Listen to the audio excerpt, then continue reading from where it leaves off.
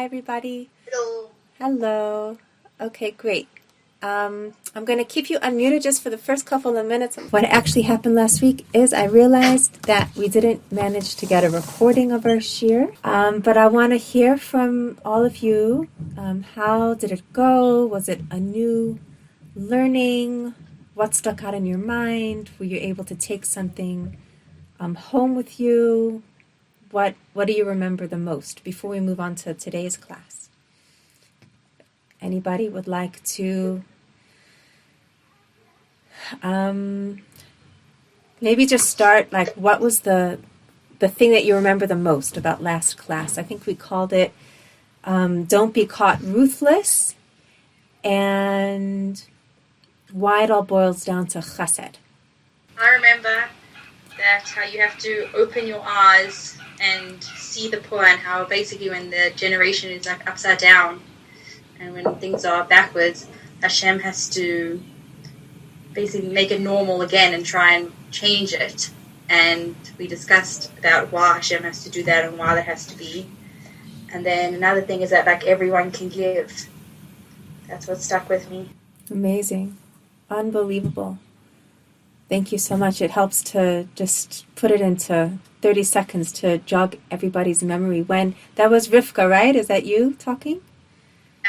Yeah. Okay, so when Rivka said that, did it remind everybody else what the topic of our class was? Just bringing us back into concentration. Yeah? Who did it remind something to? Me, Tamar. Yeah? Did it remind you of the same idea? Did it jog your memory of something else that stuck out for you? It was a good summary. Thank you, Rivka. And also, I like the idea about the mezuzah and the name on the outside versus the name on the inside of the mezuzah. Beautiful. Also stuck with that. Beautiful. Beautiful.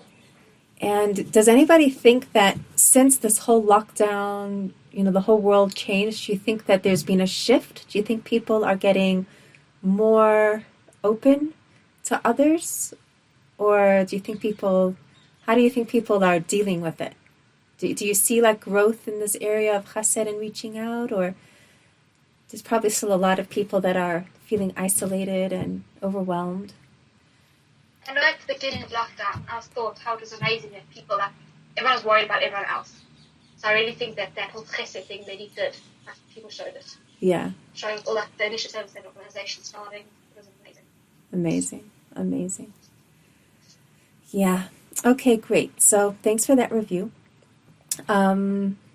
Just before I go on, I don't know if anybody has been following my Eshes Chayil course. Has anybody been following that? Yes. Yeah, Rivka, you? Yeah. Yeah? How's that been going? It's very interesting. Yeah, what aspect? Like equating each verse to a different woman?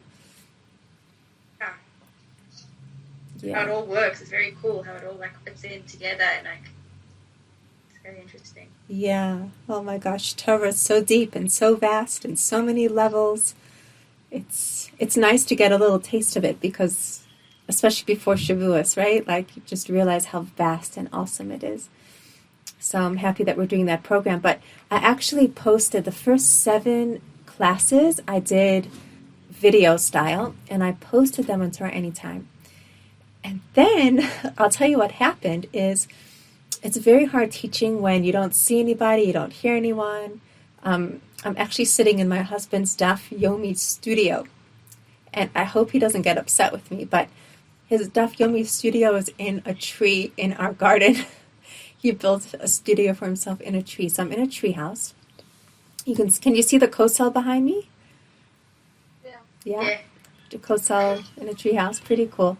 But I was recording those videos, and I didn't get a sense of who was listening, what ages they were, what people's challenges were, and I decided to stop recording them in video format and to put it into writing format.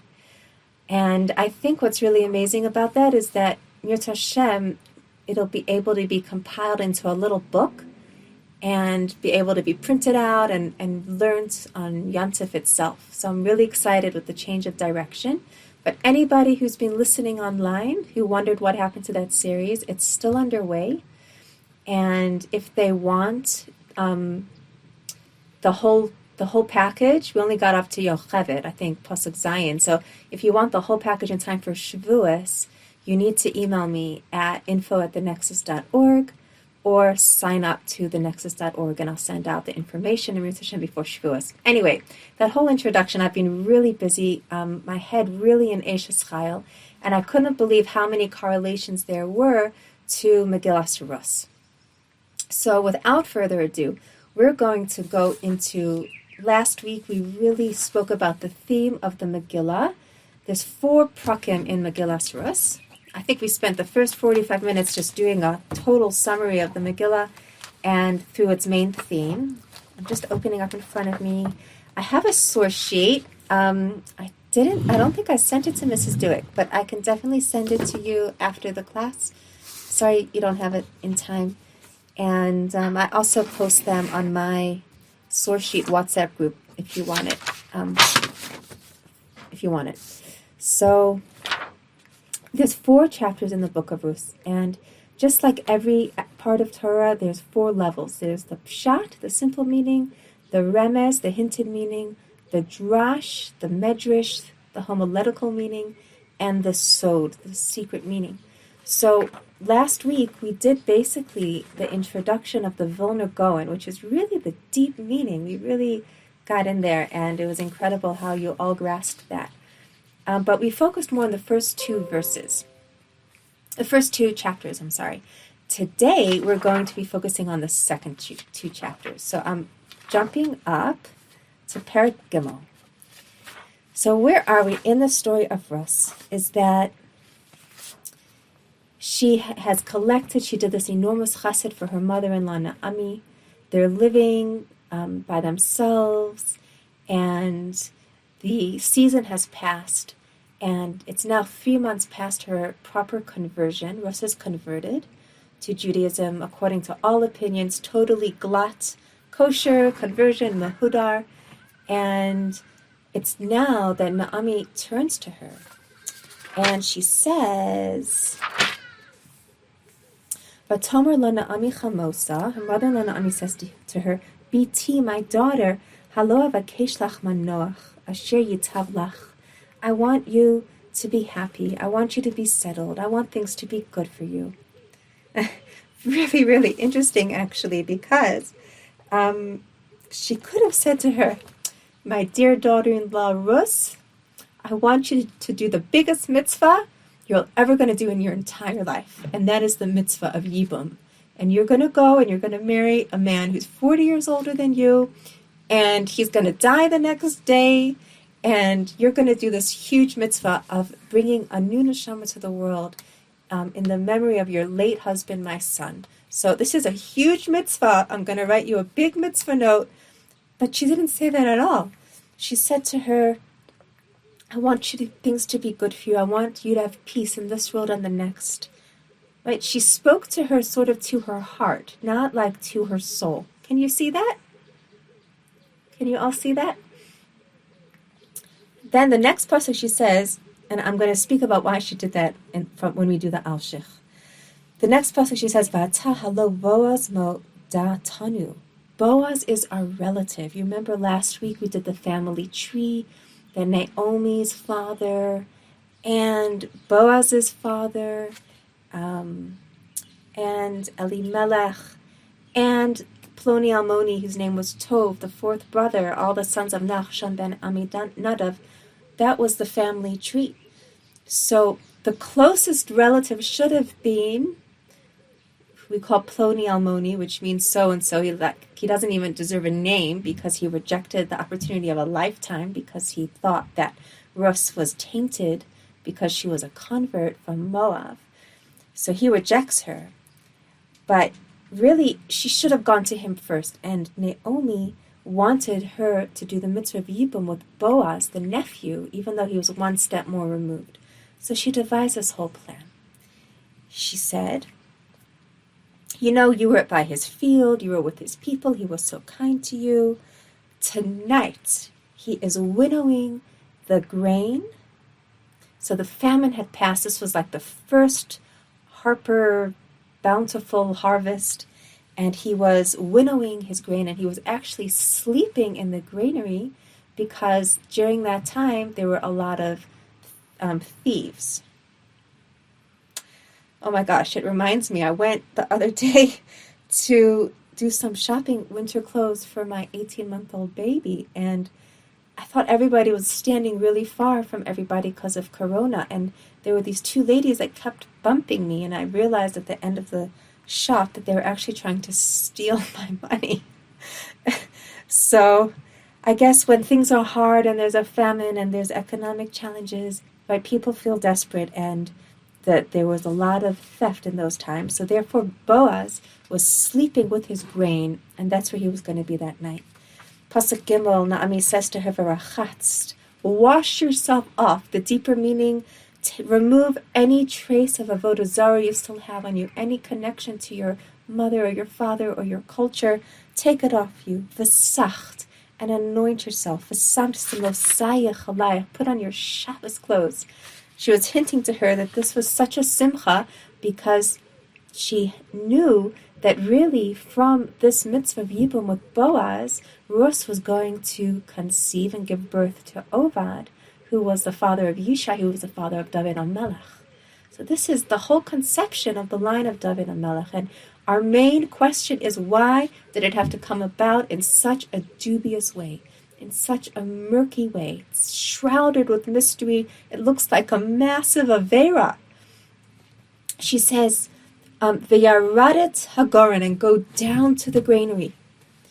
Like going down, like sinking down levels. What is she doing? She's such a tznius woman. Naomi was a tzedekis, Ruth was a tzedekis, and now she's telling her to put on perfume and get dressed beautifully and go in the middle of the night to Boaz sleeping alone in the granary. What about yichud? What about tznius? What about anything? She says, if you look, by the way, in the pasuk has a kri and a ksiv, which means it's written one way and it's pronounced another way. So vayaradet is actually spelled vayaradeti. Naomi says to Ruth, it says, if I'm going to be with you, my merit will protect you, my schus avos will protect you. So Naomi really was the one who raised Ruth to her greatness and guided her. Don't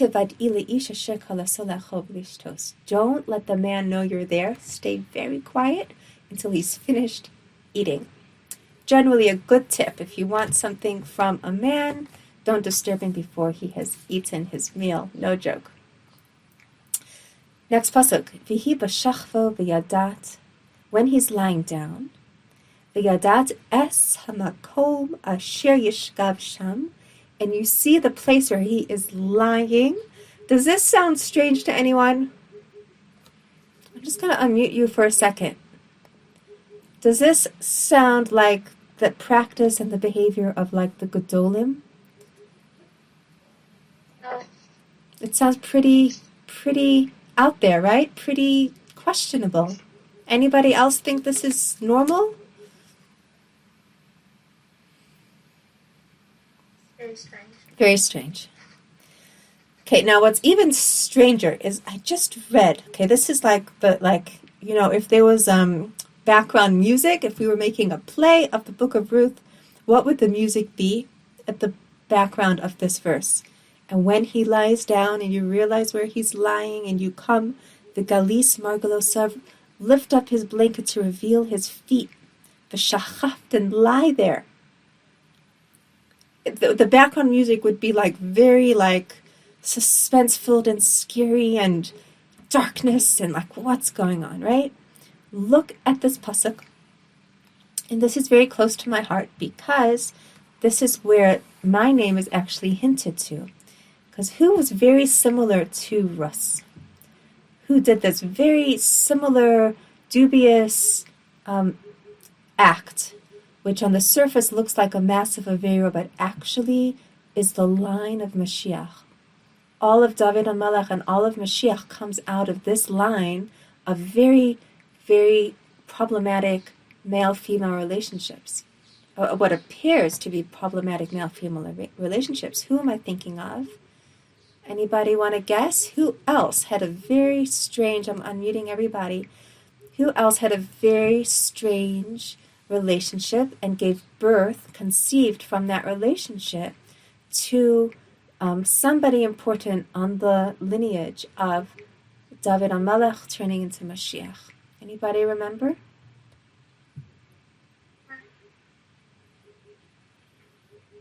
Nicole? Who? Tamar. Tamar, yes. So if you look at that pasuk, V'yadat es hamakom asher. Look at the last letters. S. What's the last letter?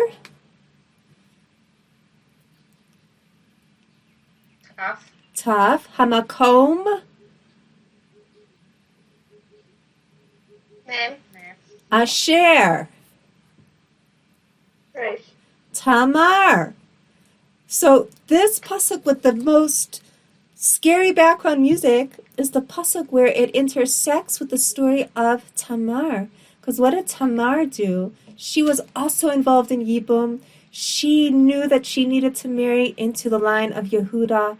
She married the first son, and the son was a Rasha, and therefore he died. And then she did Yibum with the second son of Yehudah, and then he was also a Rasha, and he died. And Yehudah thought that the problem was with the wife, and he said, "No way am I giving her my third son." And he put her off, and he said, "He's too young. Wait till he grows up. Wait till he grows up." He grew up. Yehudah never gave him to her, and therefore she was inspired by Ruach HaKodesh and a huge amount of courage, huge amount of holy chutzpah. And she stood on the Parshas Drachim on the crossroads. And when Yehudah passed by, Hashem came and helped her. And Hashem took away Yehudah's free will at that moment. And he thought that he had been seduced by a harlot. But really it was the tzadekis, the tznuah, the modest woman Tamar. And on Parshas Vayeshev, it looks so problematic on the surface. And yet she gave birth to, she conceived of twins, to Zerach and Peretz. And that whole story of how when they found out she was pregnant, they were going to burn her at the stake because she was a Bas Kohen, and it was unacceptable for a Jewish woman to behave that way. And Yehudah was the one who was going to put her to death. And then, you know the story, right? And then Yehudah, what did Tamar do? Is she had taken his personal items as a pikadon, as a, what's the English word? As a security.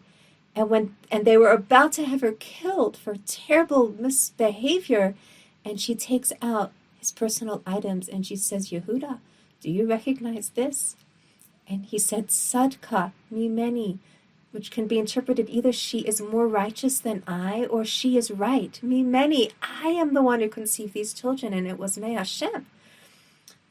And to make the question even worse, it wasn't only Tamar.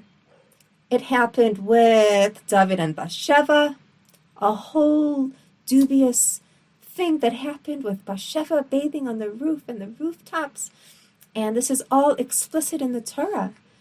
And it happened with Lot and his daughters, that they thought the world had been destroyed when Hashem destroyed Sodom, and his daughters thought that if they didn't conceive, then there would be no humanity left. So it was like many, many cases where on the surface it looked terrible, but it was the holiest thing that was happening beneath the surface. So the obvious question is, why? And Boaz and Ruth, why did it have to be like that? Why did Hashem make the line of Mashiach come through these righteous people, but on the surface it looks shocking, looks totally unacceptable? So going back to the pasuk, but before I go on, does everybody really feel the question before I give an answer? Are you disturbed? Is it disturbing? It's like such an obvious question, right? So now we've linked her to Tamar, who behaved in a similar way, and the whole Messianic line, the whole Davidic line was like this. So back to the verses, she comes and she reveals his feet. Why did she reveal his feet? And she was hinting to him that she was there to do the mitzvah of Yibum. And the halacha is that if you don't do the mitzvah of Yibum by marrying the widow of the deceased family member, and nowadays this does not apply. Although in today they still do chalitza, if I'm not mistaken. If you don't want to do that mitzvah, it's a very, very high level mitzvah to totally put aside your own agenda, your own preferences in marriage, your own thinking about your own self, and to marry somebody just to do this mitzvah. And she lifted the blanket off his feet to reveal his feet, to indicate to him that if he didn't do the mitzvah of Yibum, then he would have to do chalitza.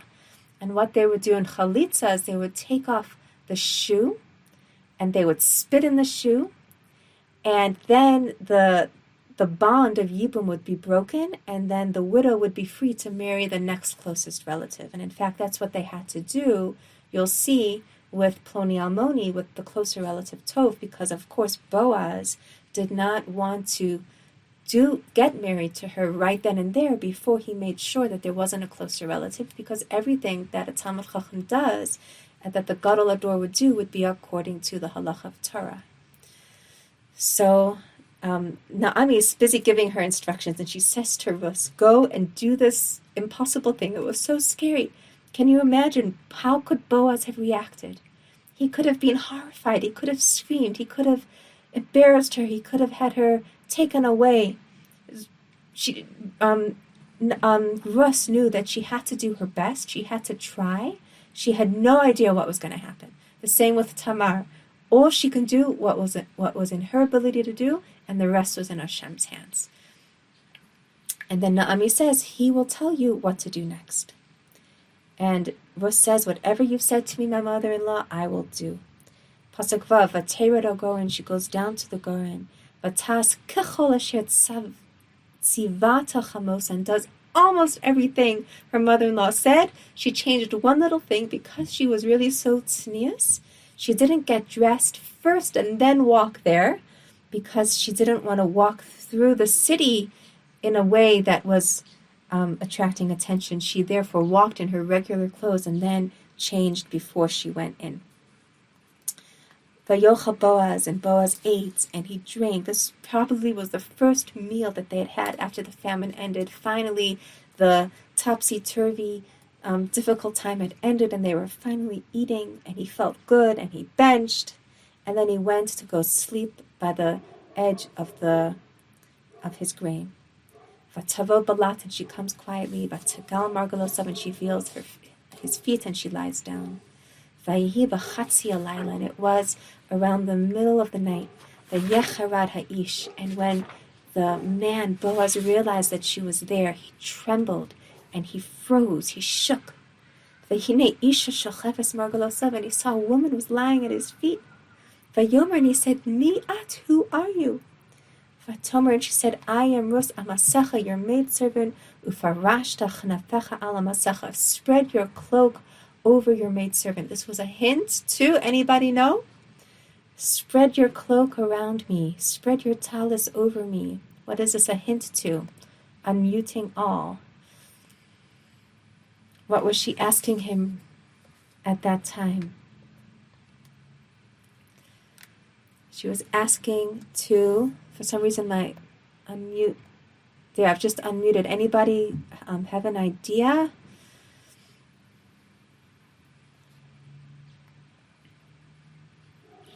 She was asking him to marry her, to spread his wings over her, to spread his talis like a chuppah, that she should take shelter in his shade. Ki go'alata, because you are a redeemer. Vayomer, and he says, Baruch at Hashem, you are blessed to Hashem, biti, my daughter. And we quoted this last week, that this chesed that you are doing for the soul of Machlon, your late husband, is even greater than the chesed you did, that he heard about, that she did for Naomi, her mother-in-law. He says, don't worry, I'm going to do what you're saying. Ki yodea kol shar ami ki eshes chayil at, because everybody knows that you are a woman of valor. You are an eshes chayil. Va'ata. But now, because I may be able to redeem you and do yibum, but there is a closer relative. And then he says to her in Pasuk Yud Gimel, Lini halayla, just sleep over. Lini below ish, don't get married tonight. Right? There is a halachic way to actually get married without witnesses. I won't go into the details here, but that's what Naomi and Ruth were hoping for, that he would on the spot marry her and do yibum. And he says, no, I'm not going to do that. We have to find out about the closer relative first. But lini halayla, just spend the night here, because it was dangerous to go back outside in the middle of the night. V'haya baboker im yigalech tov yigal. If Tov, this is how we know that his name was Tov, if he redeems you, great, and if not, I will redeem you. Stay here till the morning. A hint, the word lini, which means spend the night, it's the last letters of the 4 galiot, of the 4 exiles. Bavel is hinted in there. Yavan, the nun is the end of Yavan. Parasumadai, the other yud, and Romi, and Rome. So this is really a hint to the Jewish people are compared to Rus, who's looking for her chassan, looking to get married. The Jewish people is looking to be connected to Hashem. It's as if we're saying, Hashem, the galos, it's enough already. Can we get married? Can we be close the way we used to be?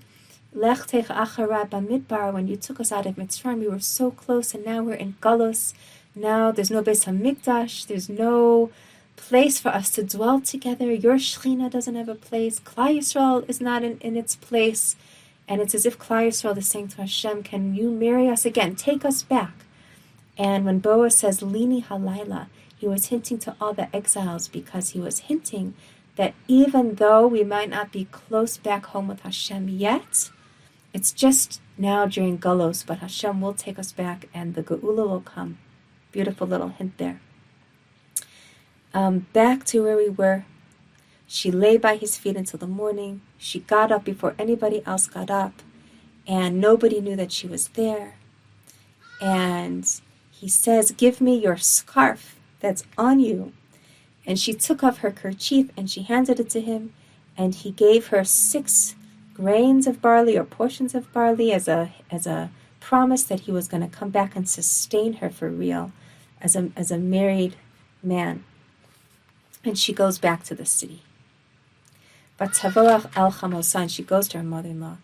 And can you imagine? She knocks on the door the next morning, and Naomi says, what happened? She says, Miat biti, who are you? Are you a married woman? Are you still single? Did Boaz marry you, or didn't he? And Vatagedla, and Ruth tells Naomi everything that happened with the man. And I'll stop pretty much at the end of the parak, but what happens in the next parak is actually that's when they go into the open by the gate, and the closer relative refuses to take Ruth because he was afraid that his name would be marred. It wasn't good yichus for him. It wasn't a good shidduch. He was concerned about his image. And then Boaz married her, and tremendous festivities. They got married with a minyan in broad daylight. He gives her the incredible bracha. Let me see where it is.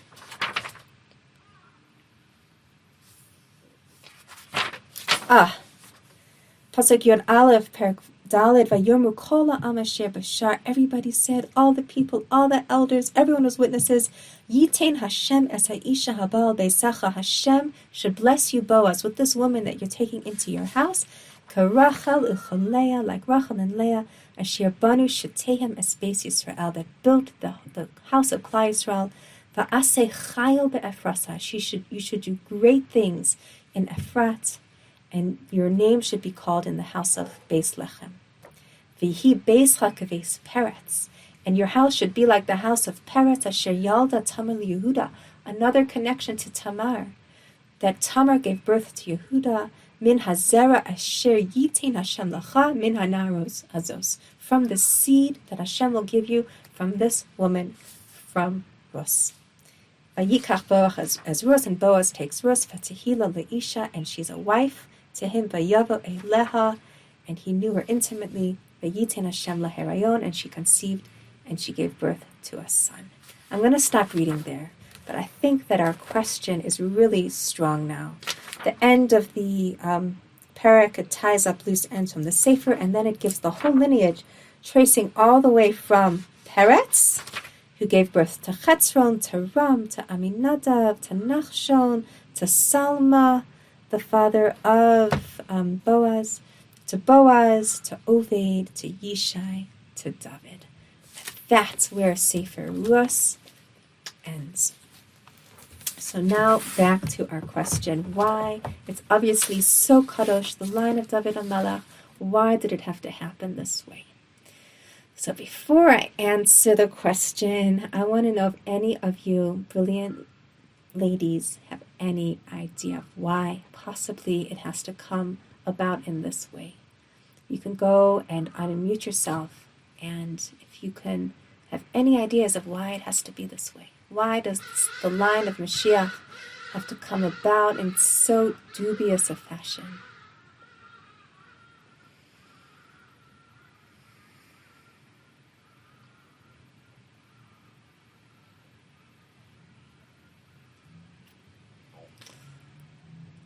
Would anybody like me to just go into the shir and just give you the answer?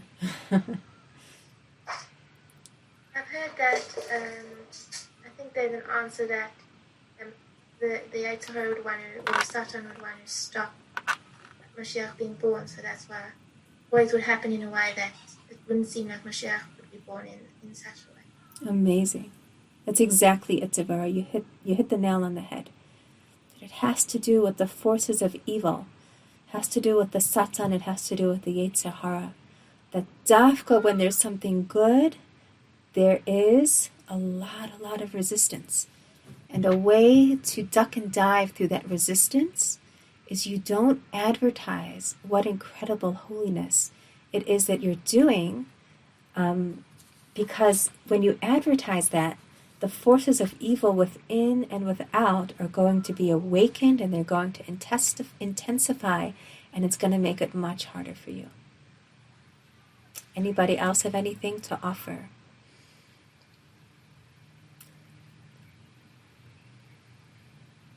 Well, we can go back. Remember when we started reading Perek Gimel, she didn't say to Rus, Naomi didn't say, you're going to do such a holy thing, get ready to do the biggest mitzvah of your life.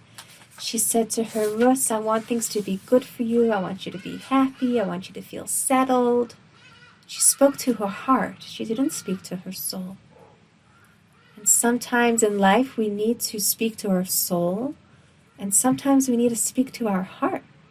Because sometimes when we just speak to our soul, there's just way too much resistance from the lower parts of our being. So we have to, the concept is we have to give a portion to the body. We have to give a little piece to the Yetzer Hara. We have to give a little piece, like a Seir LaAzazel, like on Yom Kippur. We give an offering to the Azazel. We throw it down the cliff. We give the Satan something, just so that he'll leave us alone. Because if we're doing something so great and the Satan comes, we're doomed. So I'll tell you a personal story. Is years ago, I started Nexus, and my whole goal was, like to believe, very holy to bring Torah to women, to bring deep Torah to women of all ages. And I cannot even tell you how much resistance I encounter. Last week, we had the shir. I prepared for the shir for a long time. My husband made such a long source sheet. We sat for an hour. It recorded the whole shir, and then 2 minutes before the end, I got a signal that there wasn't enough disk space, and the whole recording gets lost. And I knew I wouldn't have time to re-give the shir. By the way, if you want that shir, if you're listening to the recording and you want that shir, I typed it up 2 years ago. It's on my blog on thenexus.org, on my website. If you hit festivals and scroll all the way down, you'll see it's called Don't Be Caught Ruthless. 2 installments on the book of Ruth based on the Vilna Gaon. You can print it out and read it over Yontif. So unfortunately we didn't manage to record it last week. But as soon as I realized that it wasn't recorded, I thought to myself, does that mean that it wasn't a good shir? Why did Hashem not want it recorded? I was so frustrated. I messaged Mrs. Duick. Mrs. Duick, do you have the shir? She said, no, only the host records. And it was gone. And I can't tell you how many times it happens when I send out something and it turns out the link is wrong. It happened last week. I sent out an invitation to the whole Torah Anytime to my Eshes Chayil written series, and the link was wrong. I don't know if I told you, but about 4 years ago, Mrs. Duick, I don't know if you remember, I did a 4-part mystical meaning of covering hair series for women. And do you know that it was so hard to record it? I didn't have a group. I just recorded the shirim to a camera, which I don't really enjoy doing because I really enjoy being with people. And one of the recordings, I sat there for the whole hour recording to the camera. And then afterwards, I was about to post it online. It took so much courage to post these. Since then, that was 4 years ago. Since then, I've met so many of the women that are learning with me. But at the time, I didn't know who was out there, who was listening. I didn't know anybody. Here I was sitting in South Africa. I didn't know about there's a whole world out there of women that are really learning on such a deep, deep level. And when I checked the recording, the whole recording was mute. I forgot to put on the microphone. And I was devastated, right? Does Hashem not want this? Right? I thought this was such a holy thing. And now I have to record the whole thing. And it was like, why all this resistance? Anyway, I phoned my Rav in Eretz Yisrael, Rav Tuvia Rosen. He's a posek in Telstone. And I told him about all this resistance, Bli Ayin Hara. And he said to me, it's a very good sign. It means that you're really doing something holy. So this made me feel better. But the question is, how do we get through with our holy desires and our holy dreams without contending with the Yetzer Hara, with the Satan, with the resistance, with difficulty? How do we slip it through? So what I'm going to share with you, I first saw it, I'm sure you've seen the book from the wonderful art scroll. There's a section in here called, I read it maybe 15, 20 years ago, called The Murky Roots of Monarchy. I haven't reread it since, but I remember being very good. The Al-Sheikh is the classic source that answers these questions. I remember when I prepared this years ago, it was from the Kitzer Al-Sheikh. The Al-Sheikh is a very long commentary.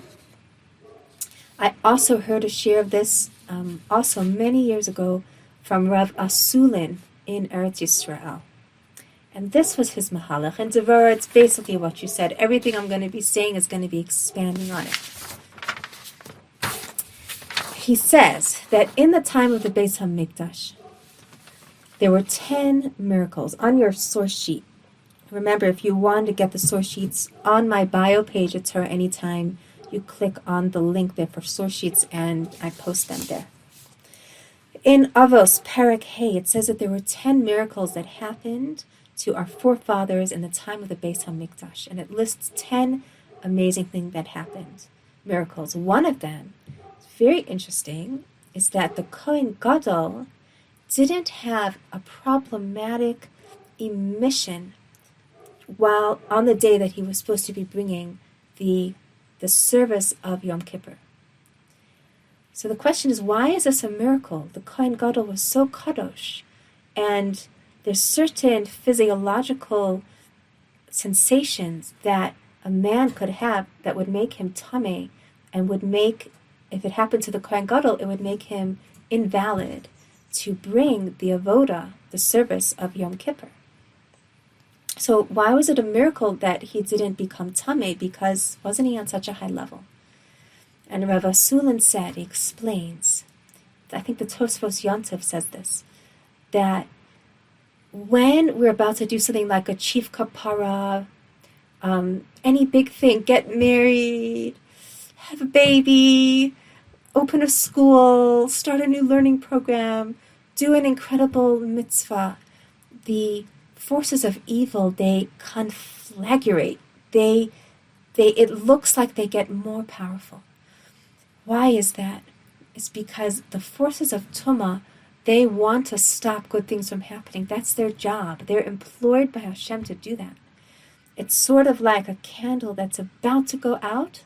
The forces of evil, when they feel they're about to be blown out, somebody is about to do a tremendous mitzvah, right before the candle goes out, do you notice that it just gives like one last gigantic flickering?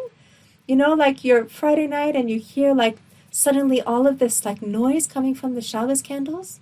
It's because they're about to die.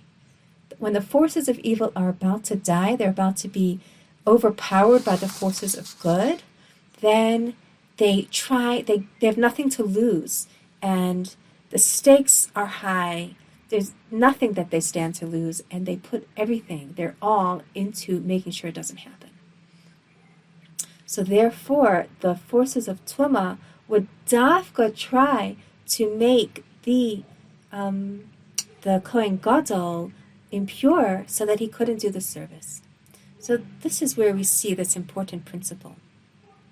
And this is why Hashem brings about great things that on the surface it looks terrible. What? David had Batsheva's husband Uriel killed by sending him to the front lines? Right? That's totally unacceptable. And he takes his wife for himself. And what did Yehudah do at the crossroads? And what did Lot do with his very own daughters? And why did Ruth go to the granary in the middle of the night? It's all the same reason. It looked like a disaster.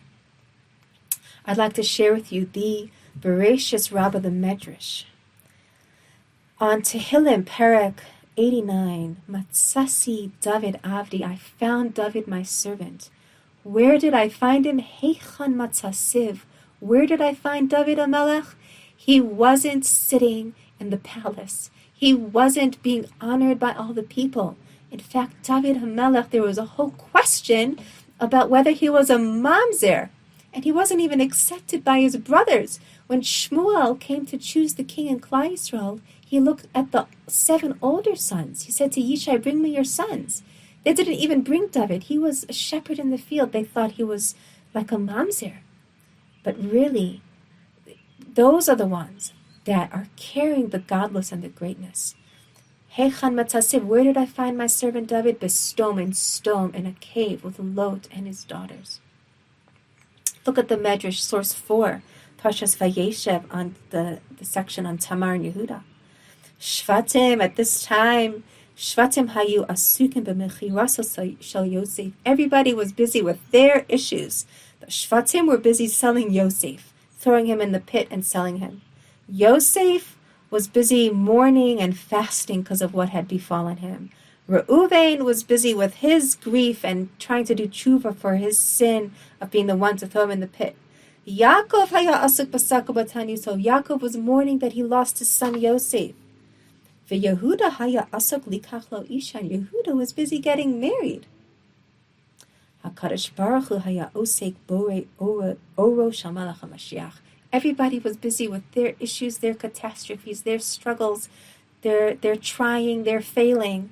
And Hashem, meantime, is seeding the light of Melech HaMashiach coming right through.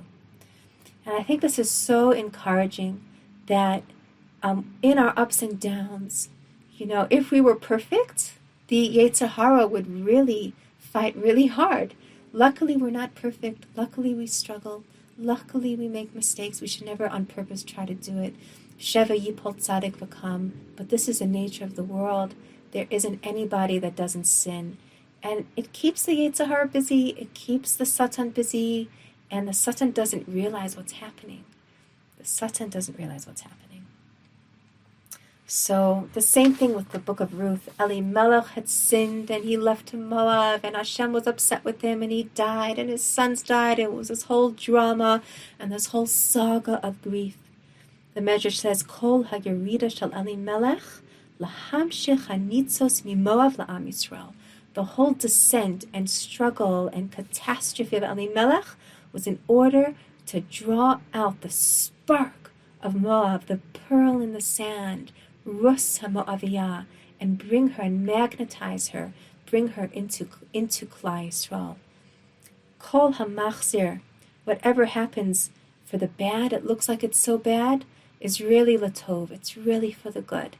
And the same thing with the whole state of the world, this whole pandemic, this whole magefa, it looks so terrible. Hashem, we have to know Hashem is creating. He's busy with the oro shel Mashiach, the light of Melech HaMashiach.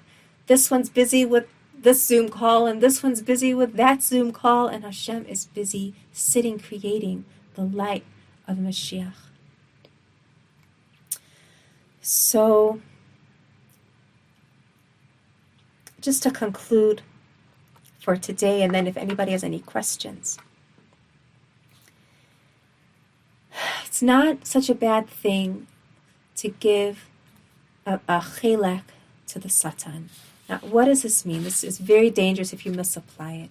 I'm going to take a message from the Eishes Chayil series. The Eishes Chayil series that I started posting on Torah Anytime, I did not feel comfortable to post the secret meanings of the verses. It just wasn't a safe enough container. It wasn't secure enough for me to share them. But I'm going to share one little tiny idea in the schus of this incredible, mature, brilliant South African post-seminary group of Kesher girls. And one of the psukim in Eishes Chayil, it says, V'takam ba'od laila, pasuk vav, that the Eishes Chayil, just like Ruth was called an Eishes Chayil, the only time in the whole Torah that I'm aware of that a woman is actually called a woman of valor. The Eishes Chayil, takam ba'od laila, she wakes up while it is still night, while it's still dark, while things are not clear. V'titen teref levesa, she gives food to her household. V'chok l'naro seha, and a portion to her maid. Very interesting pasuk, especially if you're living in South Africa and you have live-in domestic help like we do, Baruch Hashem, helping me wash my dishes. I don't want to make anybody jealous. It comes with its own challenges and really funny situations. I can give a whole share on all of our funny challenges that come because of the blessing of domestic help that South Africa affords. But in this pasuk in Eishes Chayil, the Eishes Chayil gives freely food to her children and her husband, but she gives like a set amount, like a set amount of pap, of milli meal, and vegetables and fruit, and whatever the needs are of her domestic workers, of her staff. But it's not the same kind of relationship that she has with her children, that she's giving them freely, however much food they want. So the Rav Wali, who's the Rebbe of the Ramchal, he has a parish that I'm using to go through Eishes Chayil on the secret level, on the mystical, the sod level. And he says that the handmaids of the Eishes Chayil, specifically in South Africa, the Jewish woman has white skin. This is not politically correct, but it's Torah, you can handle it. And the domestic worker has dark skin. And every human being deserves incredible respect and is created b'tzelem Elokim. I don't need to tell you this. I know that all of you treat your handmaids at home with respect as human beings, with human dignity. But the parish says that the Jewish woman, the center, the Ikaris Habayis, the Eishes Chayil of the home, has tremendous chachma, that she doesn't neglect the needs of her staff, of her maids. Because what happens if a maid is in her room and she has no food and no drink and she isn't looked after? She's not cared for. What is she going to start to do? She's going to start to steal. She's going to start to think, well, my mistress is so rich, and I see her jewelry, and I see her money, and I see all the Shabbos food, and then it's Yontif, and I see what goes on in a Jewish house, and I have to slave away, and I have to wash the dishes, and I have to starve. Forget it. And she's going to start to help herself, God forbid, to the supplies of the home illegally. So the smart Eishes Chayil gives her maid everything she needs. Do you have what you need? Do you have food? Do you have drink? Do you have a blanket? Do you have a heater? And she creates a relationship of care and of trust And then the maid knows that whatever's in the house is off limits. So too with the forces of evil, that if we don't give them their little piece, they're going to start to try to suckle from us and nurse from us our primal energy, our essential energy. Very deep idea. Wait, don't leave now because I don't want this to be misapplied. I heard this from Rabbi Akiva Tatz, who, when I was 14 years old, I lived in his house together with his daughters, Ruthie and Tamar. The three of us were like sisters for that period of time. And I remember Rabbi Tatz explaining, and then Rabbi Balanson, who was one of Rabbi Tatz's chavrusas, I remember him explaining that this is very similar to that idea when you cut your nails. It's tameh, right? You're not allowed to walk on nails that you have cut and left on the floor. You have to throw them in the toilet. You have to dispose of them. A pregnant woman is not allowed to walk on cut nails, according to Kabbalah. Same thing with hair. Hair and nails are very similar in that they are part of the body, but they are actually dead. But they get their luster from being attached to your scalp and attached to your body. But they're actually tameh, because when you cut them, they have no life force of their own. So too, the forces of evil, that they are looking to get fed by us. And we have to give them their due so that they don't try to suck up from us from the back door, and chas v'shalom, that ends up growing the forces of evil, which is the last thing we want to do in the world.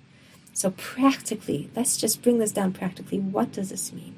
It means, number one, that Hashem hides the light of Mashiach, because if he would make it revealed and open, David HaMelech is being conceived now, and Mashiach is coming, so then the forces of evil, we wouldn't have a chance. So Hashem hides it. That's one thing. And the second thing is Hashem makes it that no matter how much we try, we'll always have a little piece of something lo lishma. Either, as much as we say L'kavod Shabbos Kodesh, maybe there's a little piece of that chocolate cake that we really want to enjoy physically. Or even though we want to get married, L'shem Shamayim, and to build a Bais Ne'eman B'Yisrael, and to work on our midos, deep down, every woman wants to get married because she craves to be married. So Hashem has been mishalev them. He has mixed them in, that our emotions and our bodies and our neshamas are all drawn to do the right thing. And that's a very good thing, because if it wasn't the case, it would be too much light, it would be too kodesh, and then the Yetzer Hara and the Satan would resist, and they would stop it. So basically what I'm saying is that, and I just want to take 5 minutes and make sure this is totally clear, and ask me questions and give examples, and let's apply this so that we don't misunderstand it, because it's a deep teaching. But the fact that we are human, the fact that emotionally and physically we get benefit from the mitzvahs that we're doing, it's almost like the chelek, the piece that we're giving to the Satan. Okay, take that piece, right? Okay, yes, I do want to get married. I do, emotionally. That's for the Satan.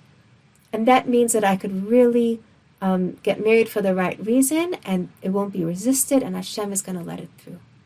So it's sort of like saying, the message is that we should understand that all of the levels that we live on, physical, emotional, Hashem created them all, and they're all good, and they all need to be involved in a mitzvah that we do. When we learn Torah, we should be taking pleasure from it, right? It doesn't take away from the Kedusha, but it gives that little Seir La'azaza, that little piece to the Yetzer Hara. Let us have a Yetzer Hara for Torah. Let us have a Yetzer Hara to bring children to the world because we love being a mother. It's okay. That's what allows it to get through. So going back to the Eshes Chayil, Chok Lenora Seha, the Rav Wali says the word Chok stands for Chelek Leklipa, a piece for the Satan, a piece for the Yetzer Hara. It's okay if we're not perfect. It's good that we're not perfect, because that means that the Yetzer Hara is going to let us do what we need to do, and he's not going to bother us. So just to conclude this shir, very deep teaching is to be like Naomi, to focus on the benefits of a Torah lifestyle. Not because that's why we keep Torah. Ultimately, we learn Torah because Hashem said so and we love Hashem. But to realize that all of the physical and emotional benefits that we get from the Torah and mitzvahs are giving a little portion to the body, a little portion to the ego, a little portion to the Satan. And then Hashem will allow us to be mechazek and be stronger and stronger until the time that we can be totally l'shem shamayim and totally pure, and the light of Mashiach will blaze in the world, and there will be no Satan left, and he will be gone forever. But until that time, this is the mahalach, this is the path, and it's very, very powerful to allow you to realize that even if you feel like you're not doing something 100% l'shem shamayim, do it anyway, because that's what's actually letting it get through. And that's the end of my share today. And if anybody has a question or an example, you want to discuss it a little more, I'm here. Can I ask something? Sure. On this? So basically, so you want to give something to the Satan, but does Hashem set it up? Exactly. So you shouldn't go out of your way to, make it promiscuous or whatever. But it's just a bit confusing, because in this case, it feels almost like Naomi set it up. Like she made it promiscuous, she made it funny, and then the Satan couldn't attack. And like in our lives, we just leave it to Hashem. Exactly. So the pasuk, the medrash, I'm so glad you brought that up, Razi. Thank you so much. The pasuk says that Naomi asta es shala. She did the most she can do. She gave Rus the instructions. Rus asasa es shala. Rus did the most she can do. She followed the instructions, and she left it to Boaz. Boaz asa es shalo. Boaz did his max that he can do, and that was to say that he'll marry her, but he needed to first check about the closer relative. V'hakadosh Baruch Hu, I'm forgetting the rest of the medrash, but it says, and Hashem completes it. So if you remember, there was another woman who had a prophecy that she needed to bond with Yosef, and that their children were Yosef needed to marry her, because his children needed to come into the line of Malchus. Do you know who that was? That was Eshet Potiphar, right? The wife of Potiphar. And she was totally out of bounds. So yes, she had a prophecy. She was doing it l'shem shamayim supposedly, but her problem was she was forcing it. She didn't leave it in Hashem's hands. She tried to seduce him, and she pursued him, and it was totally inappropriate. Whereas Tamar did what she didn't force anything. She stood there, and she waited to see what Hashem would do, and Hashem completed it. And the same thing with Ruth and Boaz. So we don't look for dubious, murky, problematic situations. We go yashar, we go glat. But when we're doing what the best we're doing, according to our Gedolim and our teachers and the derech that they gave us, there's sometimes that Hashem brings about certain things which we wouldn't have chosen for ourselves, but it was from Hashem. We let Hashem do his part. And this also is only the line of Mashiach, right? It wasn't, Yaakov also, he had married 2 sisters. That's also questionable. But it wasn't like anybody was looking for anything off the beaten track. But just when we look back at it, we can see that's how it happened. And we understand the importance, really. I think the biggest message is the importance of tznius. Because when you keep something tsanua, when you blurt it out, it evokes jealousies, it evokes accusations, and it evokes resistance from the Satan. But when you keep it quiet, you do your thing, you daven, right? Hashem then comes and he gives it siyata deshmaya. That's when things really become amazing. For example, water. If you take off the lid, the water only reaches a certain temperature and then it turns to steam and it just poofs out of the pot. But if you put water in a pressure cooker, in a tznius, closed, tsanua place, then it reaches an infinitely hot temperature. And the same thing with Kedusha. That's why the holiest things, the line of Mashiach, the line of David HaMelech, is kept tznius. Ironically, it didn't look tznius, but that was the way that it was kept the most tznius. The light was covered over. So I think another practical application is that when we're doing something great, you're doing a chesed, you're reaching a level in your tefillah, in your learning, keep it tznius. Because eina bracha shora ela b'davar hasamoy mina ayin. Bracha resides on something that is kept contained and kept tsanua. And that's exactly why the first luchos smashed, and the second luchos that were given b'tzina, that were given in privacy and tznius, those are the ones that we have with us to this very day. So practically, don't look for problematic methods. Trust Hashem will bring you your zivug. Hashem will bring you your chelak in the best way.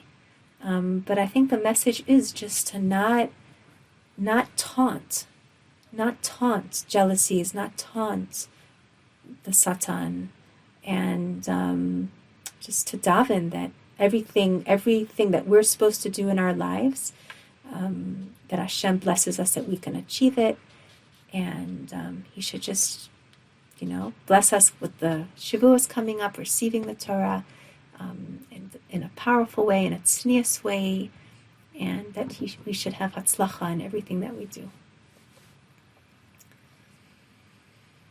Amen, Reb Bitson. It was absolutely unbelievable. Your depth, your vision, the way you give it over. It was a real zchus for those of us who are able to attend, to have you speak to us in your beautiful delivery. It was very, very heart-wrenching.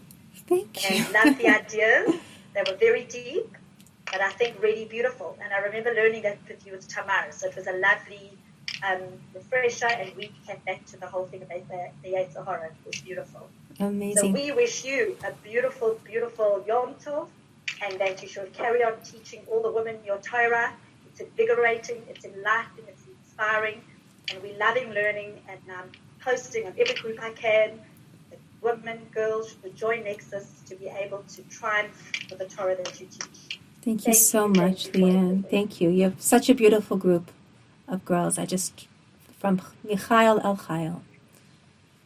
Thank you. Thank you for having me.